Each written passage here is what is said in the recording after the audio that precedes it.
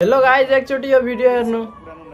धेरै पुरानो पनि छैन, केही छैन, पुरानो नयाँ त्यसको ओनरसिप त लिनु पर्यो नि। आफूले बोलेका अभिव्यक्तिहरूबाट भाग्ने त कुरा आउँदैन नि त्यसलाई त, र त्यसलाई कुतर्क गरेर पन्सिने कुरा पनि आउँदैन। सत्य जे हो त्यही कुरा गर्नुपर्ने छ। त्यस कारणले हामीले ल्याएको अध्यादेश, हामीले जुन जनमत हामीले प्राप्त गर्यौं त्यो जनमतमा एउटा अपेक्षा छ।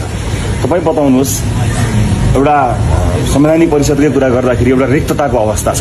अदालतबाट चाहिँ एउटा पूर्ण पाठ पनि नआएको अवस्था छ। अब यो रिक्तता राखिरहँदाखेरि कयौं संवैधानिक निकायहरूमा चाहिँ पदपूर्ति गर्नुपर्ने अवस्था छ।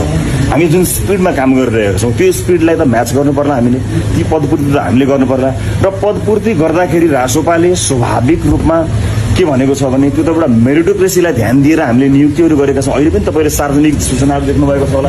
हामीले आह्वान गरेका छौँ योग्य क्षमतावान मानिसहरूलाई, र फ्री कम्पिटिसनबाट त्यस्ता ठाउँहरू पदपूर्ति गर्न खोजेका छौँ। आफन्त त हाम्रा पनि थिए होला नि, ती योग्य पनि होलान्, शिक्षित पनि होलान्, तर हामीले योग्य नेपाली नागरिकका